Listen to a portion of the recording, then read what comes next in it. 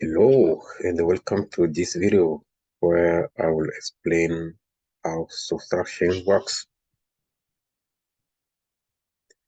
Subtraction whole numbers.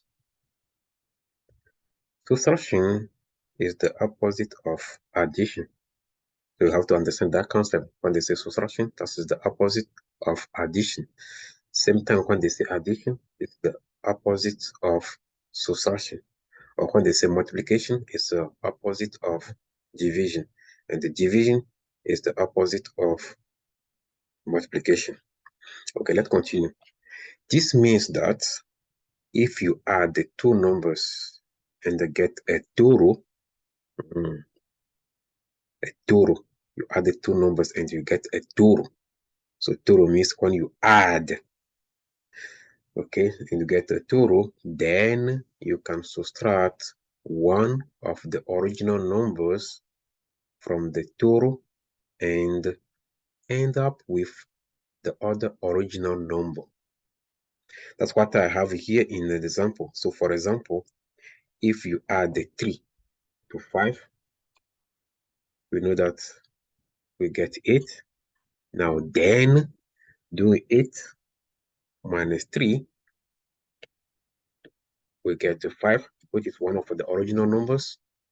Or if you do 8 minus 5, you get 3, which is the other original numbers.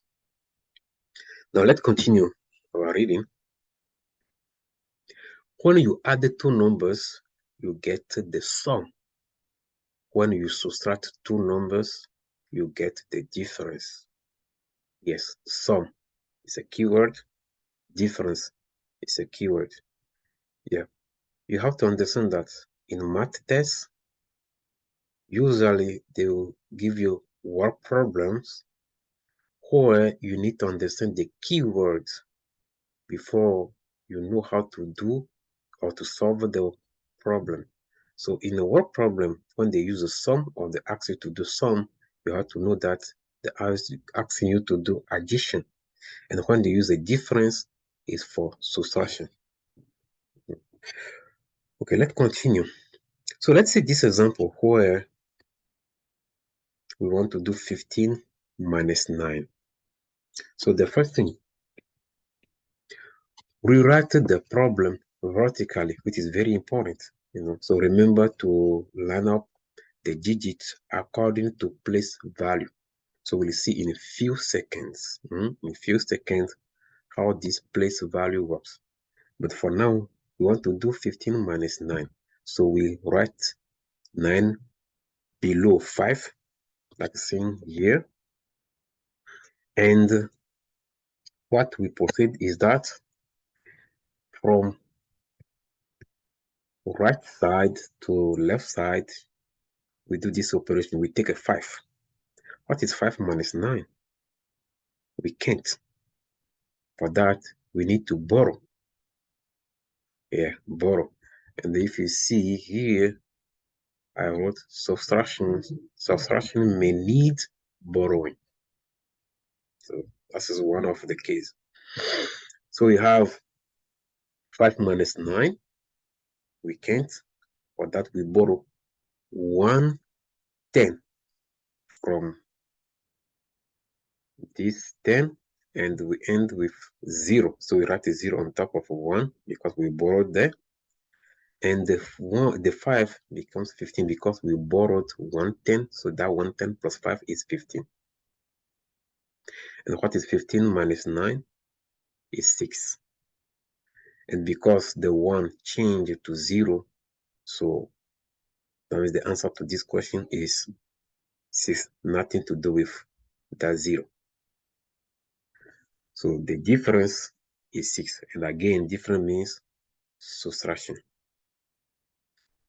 Okay, so to better understand how borrowing works, let's see here. So let's look at another example with more digits. So here we have a 12,456 minus 237. The first step is to line up these digits according to place value. So let's look at this in a place value chart. So how the place value chart looks. This is the place value chart. So let's understand this place value chart. Again, we read this place value chart from right to left. The first column from right is for ones. The next one, tens, hundreds, thousands, 10,000, and so on. Okay, so the number 12,456 is written as 6 in the one place, 5 in the tens place, 4, 2, 1. 17 for 237, 7 in the ones place, 3 in the tens place, and the 2 in the hundreds place. And we need to again line up the numbers vertically. So we have a 12,456 minus 237. So let's do this operation. Again, from right to left, we do 6 minus 7. We can't. Therefore, we need to borrow. So we're going to borrow 110 from 510. So 5 again is in the tens place. So we have a 5 tens. We need to borrow 110, and that 110 added to 6 is 16. But because we borrow 110 from 5 tens, we left with 4 tens. So now we repeat again the process. 16 minus 7, and yes, in this term we get 9. We continue. So we take a 4. It's not anymore 5 because we borrowed 110. So 4 minus 3, and the answer is 1. We continue. 4 minus 2, which is 2. Okay, because we only have a 2 here, nothing below 2. So it's going to be 2 minus 0 or 2 minus nothing, which is 2. Same thing for 1. 1 minus nothing is 1. And this is our 1,000 place, which is the common. So we have a 12,219 as the result. So 12,456 minus 237 is equal to 12,219. Now there is a way you can check your answer, and that is what?